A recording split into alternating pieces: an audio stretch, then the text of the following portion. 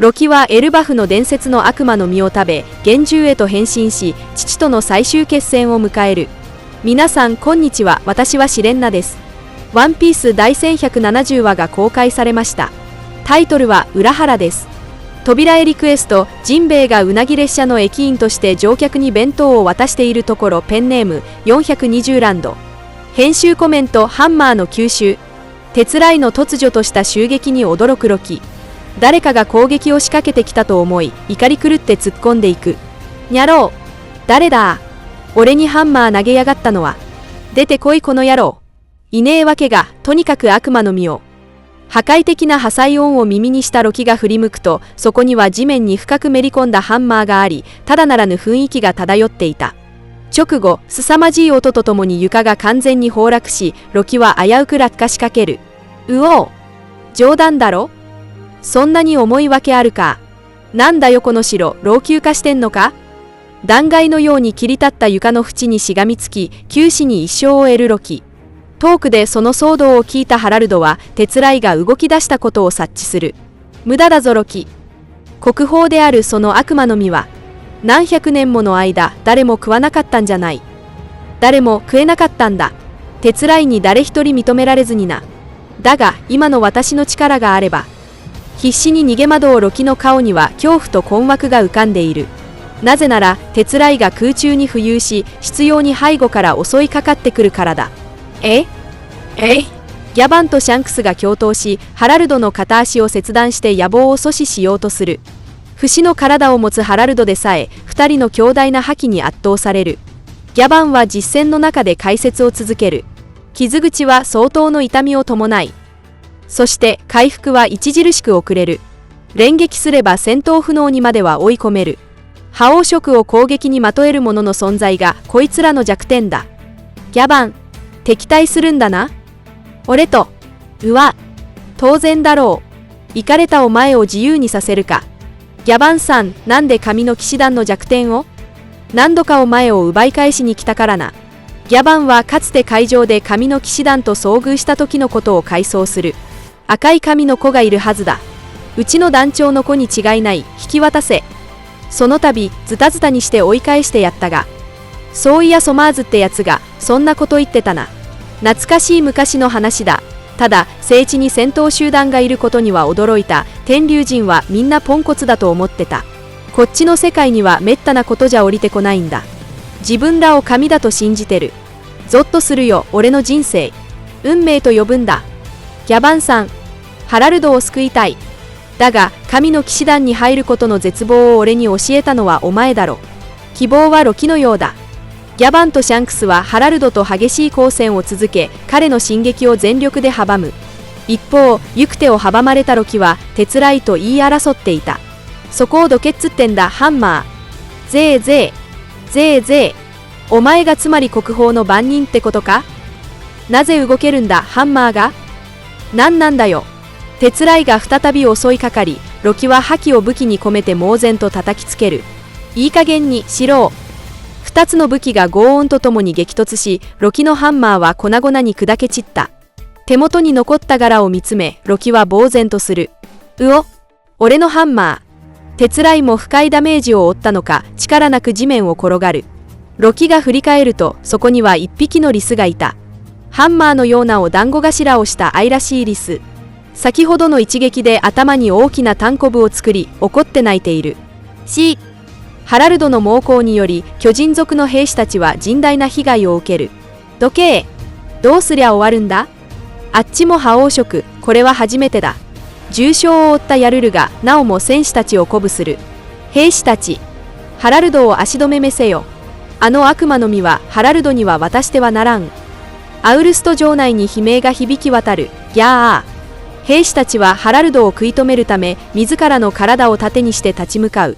激闘の末、鉄雷はついにロキの力を認め、リスの姿で彼を導き、悪魔の実を食べるよう促す。ロキは箱から角の生えた悪魔の実を取り出し、一口で飲み込んだ。彼の身体が異変をきたす。腕の力が膨れ上がり、鋭い爪が生え、身体はトゲのような突起に覆われた魔獣の姿へと変貌していく。方向が城を揺らす。鉄雷はその姿を見て待ちわびていたかのように歓喜する。クリリリ。ロキは城内を駆け抜け最終決戦の場へと急ぐ。地獄絵図と化した現場に戻ると、そこには衛兵を惨殺したハラルドの姿があった。食ったのかロキ。見せてみろ。伝説の力。ハラルドが先制攻撃を仕掛け、斧が乱舞する。しかし変貌したロキの一撃が彼を吹き飛ばし、その半身に重創を負わせる。不死の実で凍うハラルドに対し、ロキは容赦ない連撃を浴びせ続け、ついにその肉体を打ち砕く。巨大な腕が彼を軽々と吊るし上げ、炎の中に不気味な魔獣の影が浮かび上がる。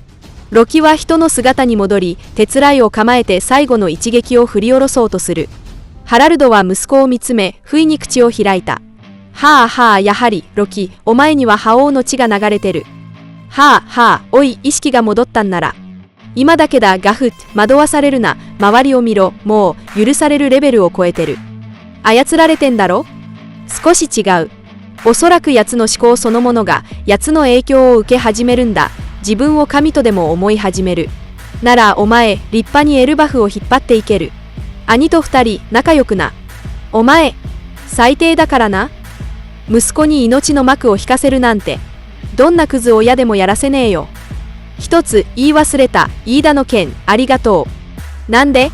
子孫を燃やしても飯田は戻らないが、お前の思いに感謝する。深海契約のマークがうごめき、ハラルドの意識を奪おうとする。急げ、支配が戻る。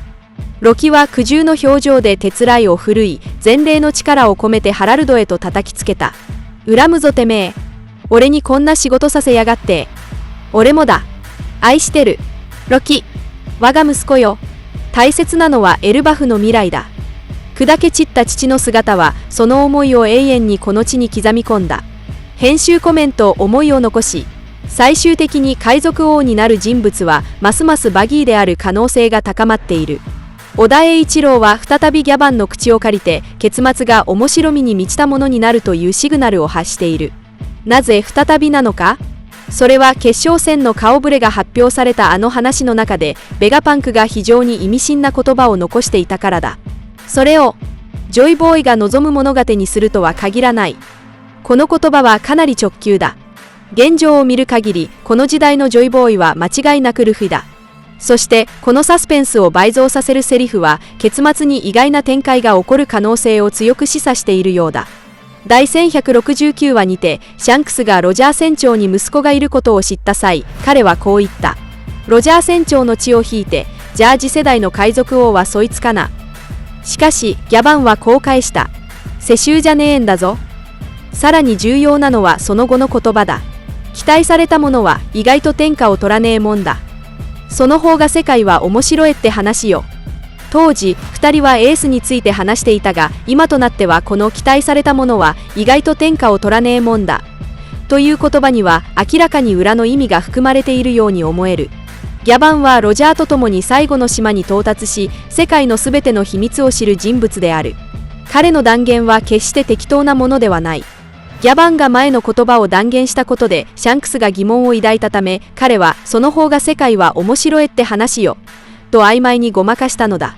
まるで喋りすぎて天気を漏らしてしまったことに気づいたかのように。ベガパンクは宿命を疑問視し、ギャバンは決闘を否定する一方で、バギーの身にまとう王者の風格は日に日に濃厚になっている。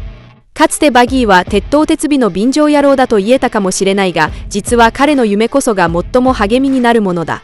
幼少期、バギーはシャンクスがロジャー船長に高く評価されているのを見て劣等感を抱き、一度は自分の夢をシャンクスに託した。